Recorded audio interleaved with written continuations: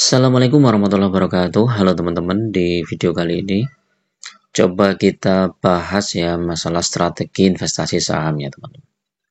Jadi kalau teman-teman pakai strategi dividen investing atau strategi jangka panjang untuk ambil capital gain, itu teman-teman akan mengalami ketenangan ya, tidak gerusa-gerusu, tidak gampang frustasi, tidak gampang kacau gitu ya.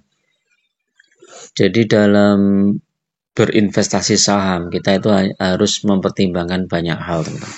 Tidak hanya asal masuk aja ya, lihat saham naik tinggi kemudian masuk. Begitu nggak taunya baru dipegang beberapa hari atau beberapa minggu langsung longsor parah gitu kan. Akhirnya minus, portofolio minus 10%, 20% cut loss. Nah, begitu cut loss, sahamnya naik lagi. Sahamnya naik lagi, kita mau masuk takut. Aduh, takutlah. Nanti tunggu lagi. Itu ternyata naik lagi. Begitu naik lagi, kita masuk. Pas masuk, turun lagi. Akhirnya kita hanya berputar-putar di situ aja ya. Portofolio kita makin lama makin habis dan ya akhirnya investasi kita di saham ya berujung rugi ya. Nah, bagaimana agar investasi kita nggak rugi ya, walaupun di tengah harga saham yang fluktuatif ya. Jadi kita akui ya bahwa harga saham akhir-akhir ini memang fluktuatif ya. Kadang optimis itu kan naik, tiba-tiba rontok gitu kan. Ya karena ada beberapa faktor yang kita tidak bisa kendalikan teman-teman. Ya kita bisa bicara lah ya fundamentalnya, historisnya seperti ini bagus-bagus. Tapi ke depan kan kita nggak ada yang tahu. Ke depan yang nggak ada yang tahu. Ya seperti tiba-tiba terjadi perang misalnya kayak kemarin Rusia Ukraina, terus kemudian saham komoditas naik tinggi itu kan nggak ada yang tahu juga. Nah sekarang Amerika menerapkan kebijakan yang sangat-sangat ketat ya terhadap perdagangan global ya, terutama barang-barang yang masuk ke Amerika itu sangat ketat ya, sehingga tarifnya juga naik dan itu mempengaruhi pertumbuhan ekonomi negara-negara yang selama ini ekspor barang ke Amerika ya. Salah satunya China gitu. Nah, dengan terganggunya ekonomi global seperti itu ya otomatis harga saham-saham juga rontok teman-teman. Harga batu bara aja sudah rontok sampai hampir $110 ya sekarang. Jadi wajar kalau harga batu bara itu turun ya, karena ya, diprediksi kedepannya mungkin pasokan batu bara ke Cina, India itu juga menurun ya. Nah, saham-saham perbankan juga begitu ya, kemarin sudah saya bahas saham perbankan juga turun ya. Pokoknya intinya adalah asing itu keluar ya, asing keluar dari bursa kita sehingga bursa kita rontok. Nah, di saat harga saham-saham rontok seperti ini itu ada yang senang teman-teman. Yang senang siapa? Yang senang apakah kalian yang portofolionya minus ya 20%, 30%? Ya enggak. Yang senang itu adalah orang yang pegang cash, yang punya cash. Nah, kalau kita kayak retail ini kan mungkin pegang cashnya nggak terlalu besar ya. Yang pegang cash besar siapa ya? Bandarnya ini yang bikin saham rontok ini kan. Dan mereka ingin sahamnya itu memang turun gitu kan.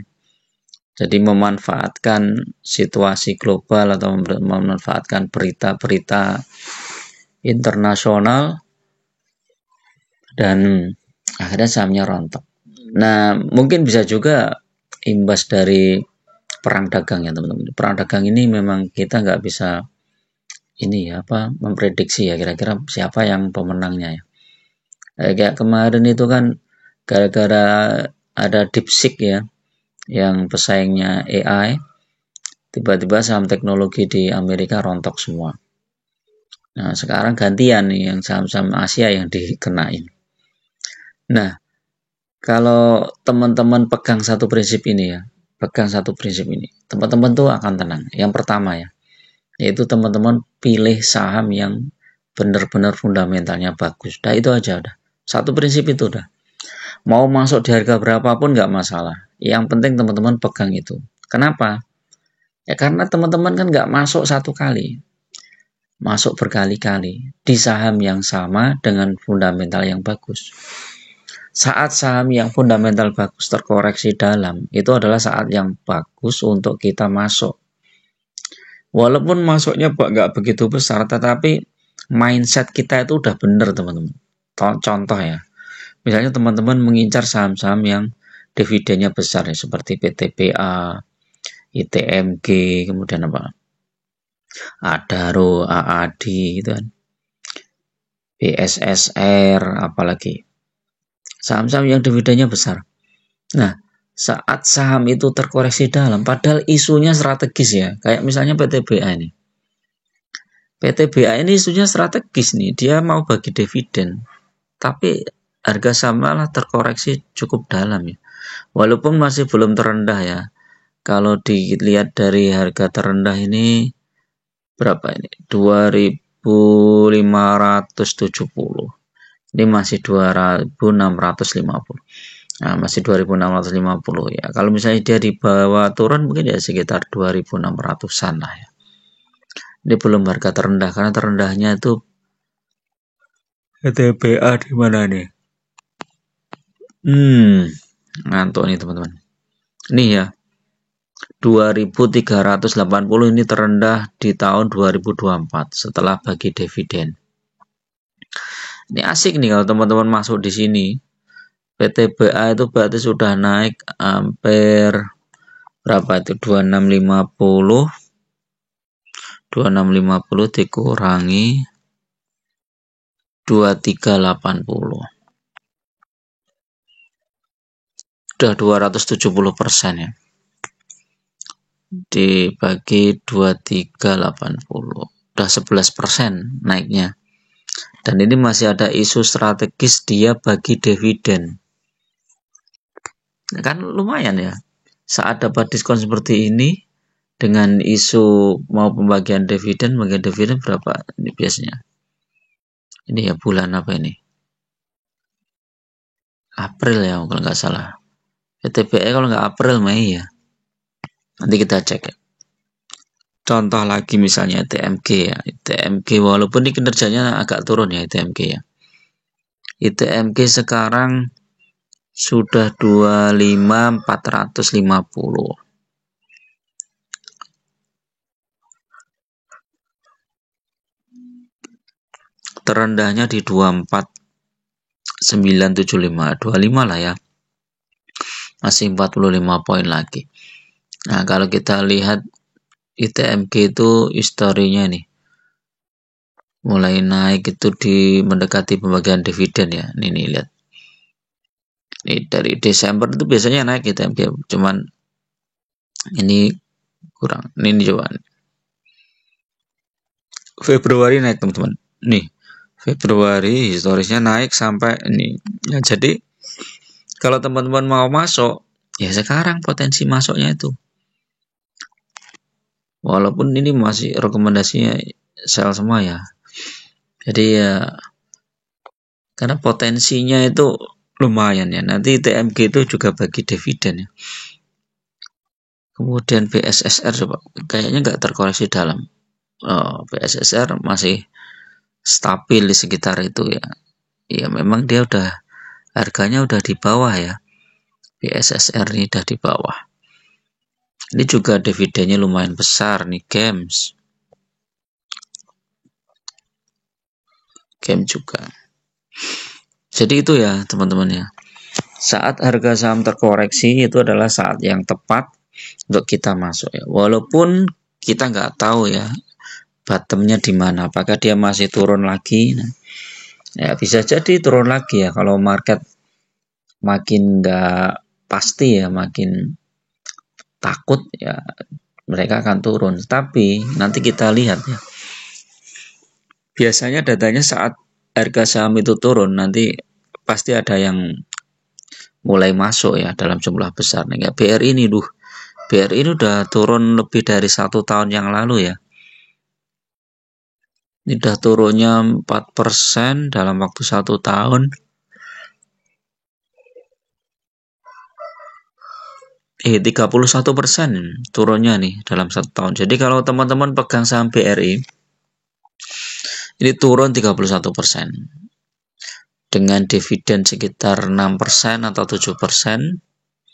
Nah, kalau teman-teman punya dana lebih banyak, maka dengan ambil saham BRI di harga bawah, potensi dividennya akan makin besar. Jadi itu ya. Coba saham PTBA itu tanggal berapa coba?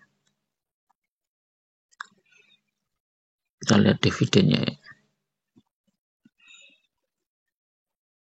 Kalau nggak salah April atau Mei ya. Juni ya. Tanggal pencairan ex-date-nya Mei. Jadi masih lumayan lah, masih lumayan lama maksudnya ya. Jadi ini kan Februari, Maret, April, Mei. Ya hampir 3 bulan lah ya. 3 bulan kita hold sampai TBA, nanti dapat dividen sekitar ya 397 ya. Kalau hampir sama ya. Kalau IPS-nya nggak turun ya, coba IPS-nya turun nggak ini? Turun 9% ya, anggap aja turun 10% lah ya. Jadi 397 ya, mungkin 360-an lah ya, 350, 360. Itu berapa nih? 360 dibagi 2650. Masih 13,5% ya, masih worth it lah ya. Masih worth it. Nah, kita lihat beritanya ini teman-teman ya. PTBA beri kode mau tebar dividen bisa 100% lagi. Wah. Kalau 100% ya besar teman-teman. Tadi berapa IPS-nya tadi? IPS-nya 483. Wih, besar no. Kalau 100% 480. Tidak besar banget ini ya. Nah, 483 itu dibagi 2650 berapa itu? 483 dibagi 2 2650. 18% ya. Besar. Nah, ini potensi-potensi yang bisa kita gali teman-teman ya. Jadi saat saham terkoreksi, kita cari saham-saham yang kemungkinan naiknya cepat gitu ya. Karena dia ada isu-isu strategis ya, seperti bagi dividen dan lain-lain. Nah, saham-saham sektor perbankan itu kan kemungkinan juga masih terkoreksi ya. Karena kinerjanya yang agak tertekan ya, dikhawatirkan mungkin di semester 1 2025 ini agak kurang bagus ya kinerjanya. Karena ekonomi kita masih tertekan. Nah, di tengah-tengah seperti itu ya, kita cari saham-saham yang dividennya besar aja lah ya, kayak PTBA, kemudian AAD. Ini kan AAD juga terkoreksi dalam, ini kan lumayan nih teman-teman yang punya, yang masih di AAD itu turun 5,9% ya, lumayan ini. Nah, walaupun belum turun terendah di 7850 ya. Ini masih 8325. Kalau dia turun lagi mungkin ya sekitar itulah. Tapi ini udah worth it ya. AAD ini worth it banget nih. Karena dia mau bagi dividen tuh 45% ya minimal dari laba. Kemudian saham-saham, pokoknya intinya ya, kalau teman-teman pegang saham-saham yang bagus, apalagi sahamnya itu bagi dividen, itu nggak usah pusing-pusing mikirin portofolio minus. Nah, teman-teman tetap fokus aja di jumlah lotnya. Misalnya teman-teman punya 100 lot saham PTBA. Kemudian saat turun ini kan portofolio misalnya minus 10%, 15%. Ya udah, kalau ada dana masuk ke situ, tambah lagi lotnya. Dengan tambah lot misalnya dari 100 lot ke 120 lot misalnya, potensi dividennya kan akan bertambah teman. Jadi misalnya ini, taruhlah nanti dividen itu 400 ya, nggak baca 400 lah ya. Kita dari 100 lot. Nah, kita dapat 3.600.000. Terus kemudian kita punya dana tambahin lagi misalnya jadi 120 lot. Udah naik ini 4.300.000. Apalagi kalau ini dividennya ini sampai 1.000 lot, teman-teman punya 1.000 lot. Coba aja ya. 1.000 lot itu udah dapat 36 juta. Kalau punya 1.200 lot 43 juta. Jadi fokus di jumlah lot teman-teman. Jangan fokus di portofolio yang minus atau yang plus ya. Jadi ini misalnya punya PTBA di harga berapa, coba PTBA itu harganya berapa tadi ya, PTBA ini misalnya harga tertinggi misalnya 3.000 ya, anggap aja 3.000, punya PTBA di harga 3.000, jumlah misalnya 500 lot. Nah ini kan berarti minus nggak kelihatan ya di sini, bentar, yang minus ya apa ya, profitnya di harga 3.000, jumlah 500 lot. Nah sekarang 2650, minus 12% ya di sini. Nah, kalau teman-teman punya di harga 3.000 lah, sekarang kan harganya sudah 2650. Ya kan 2650 itu sekarang kan jadi murah banget ya. Coba 3.000 jumlah lot 500 lot.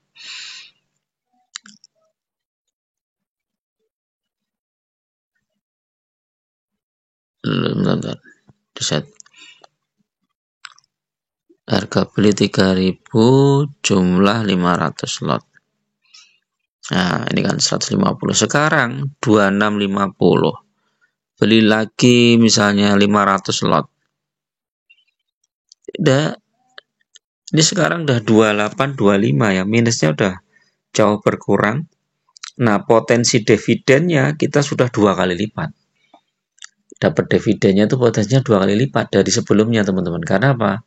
Ya karena jumlah lot kita itu 2 kali lipat, dari 500 ke 1.000 lot. Jadi kalau misalnya kita harusnya cuma dapat 30 juta ya sekarang bisa dapat 60 juta. Jadi itu ya. Jadi nggak usah khawatir ya teman-teman. Yang kalau udah punya saham yang bagus, saat sahamnya itu terkoreksi ya udah kita nambah. Kalau nggak ada dana ya tunggu dulu, nabung dulu. Atau misalnya kalau punya emas, emasnya dijual dulu. Kan bisa. Makanya portofolio kita itu kalau bisa tetap ada dana cadangan, ada cash atau ada dalam bentuk emas. Sehingga ketika saham yang bagus itu turun, kita bisa beli. Oke ya, itu dulu teman-teman untuk review pagi ini. Mudah-mudahan bermanfaat dan tetap gunakan data dan fakta dalam berinvestasi dan jangan sekali-kali terjebak di saham gorengan ya. Karena kalau udah terjebak itu susah sekali mas keluarnya. Bagi teman-teman yang mau gabung di grup ya silahkan klik gabung, biayanya murah aja, untuk traktir kopi aja lah.